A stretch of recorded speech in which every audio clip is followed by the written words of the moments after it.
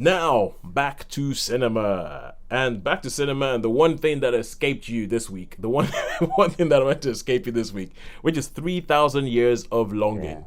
3,000 Years of Longing. This is starring Tilda Swinton and Idris Elba and directed by not George Martin, George Miller. Now, George Miller, I think the posters and the trailer are probably going to say things and give you his credentials. George Miller is the Mad Max guy. George Miller, so it'll be like, from the director of Mad Max Fury Road, that kind of stuff. And I'm like, well, that is true. That is a fact. However, if you are lured into watching this film because you're like, oh my God, I love Mad Max Fury Road, you have got another thing coming. Because this couldn't be further from Mad Max Fury Road if it tried.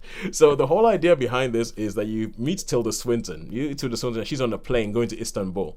And there is it starts off saying this whole thing of, like, it's something along the lines of, my story is true, but I know it's outlandish, so I think it would be better if I tell you this story as a fairy tale. So she starts off telling this whole thing as a fairy tale, like referring to the plane as a flightless bird, and referring to phones as glass tablets that can get information from the sky. And so she tells it in a very sort of like story, like she's telling you a story, she's telling you a fairy tale. And her job is, she's a narratologist, so she looks at the different stories around the world and looks for like the way they work together and all that.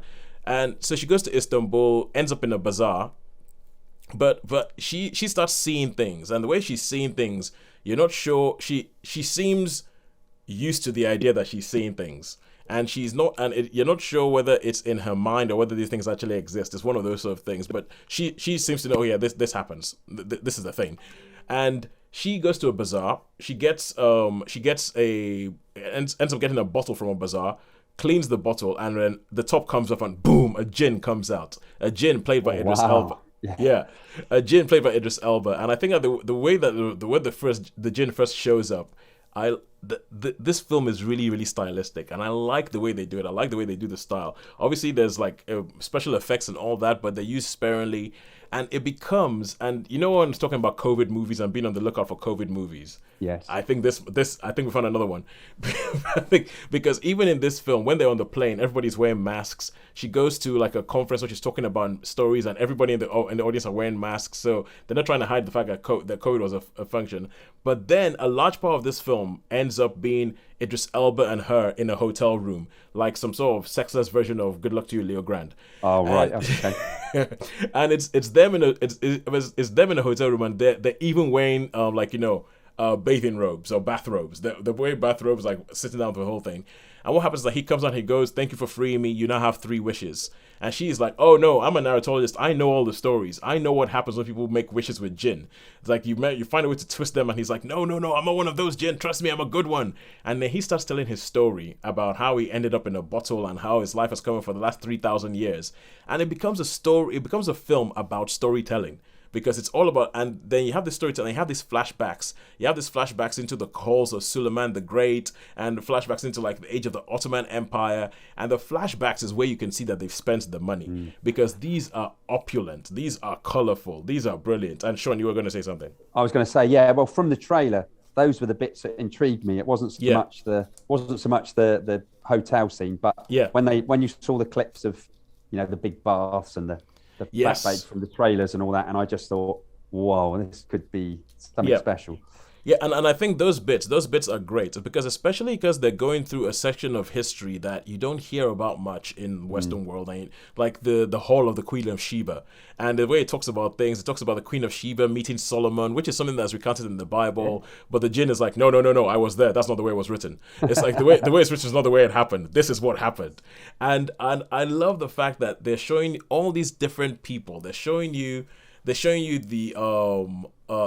Queen of Sheba, and there's a bit where Idris Elba's jinn says, "Oh, she wasn't beautiful; she was beauty herself." And the fact that and this is just a personal thing, and the fact that the Queen of Sheba is the darkest person in the film, and is being held as she's beauty herself. I was like, okay, you're doing something different here, and I need to find out who played the Queen of Sheba, because she's a find. Yeah, and it's but. And so the bits where he's telling the story about everything, and you go into the past, and you go into the halls of the Queen of Sheba, and then the Ottoman Empire, and Suleiman the Great, and all this, those bits I think are fascinating. They are brilliant. And although it's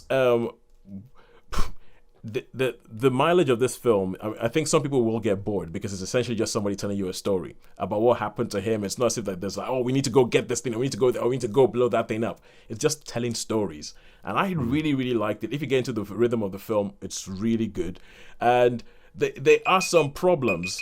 There are some problems in this because you have George Miller, old white, I think he's Australian man, telling stories about the ancient Middle East. So there are some troubles that come with that make you feel like, I'm still learning what this word Orientalism means. Whether there's a little bit of that going on, and there's a bit that comes up because this film takes place in Istanbul and in London, and there's something that happens in London that becomes a big plot point later on in the film that you're like, wait, why wouldn't that have happened in Istanbul? And it's almost as if on the surface of it, it seems like lazy writing, but when you dig a little bit deeper, it gets problematic because it's as if they're sort of saying, "Oh yeah, that bit was pure, and that bit was great," but at the same time, it's almost kind of saying they're primitive. And so Sean, if you see it, and I do want to see it. If you see it, there is that I wouldn't tell you, but there is something that happens in London, and when you think about it, you're thinking, why didn't that happen in Istanbul? The exact same thing should happen in Istanbul. Right. If it happened in London, the exact same thing should happen in Istanbul. So that for me was a bit of a what? And also there was one other thing I was going to say about it. But anyway, so yeah, you think that the exact same thing should happen in Istanbul, but it doesn't. But in the end, I would give this a 4 out of 5. I think just about 4 out of 5. I think it's good. I think it's different. I think I haven't seen anything like this in cinemas for a long, long time. But the flashback scenes, I think, are brilliantly realized. I think they're brilliantly realized. Yeah. And it's.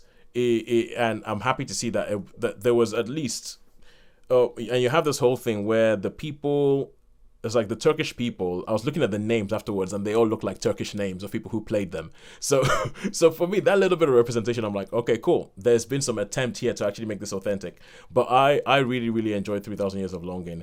I would recommend it, and I would say, yeah, go check it out. Go check it out. I hope to do that next week, and I'll give you my feedback. Oh, yeah, good.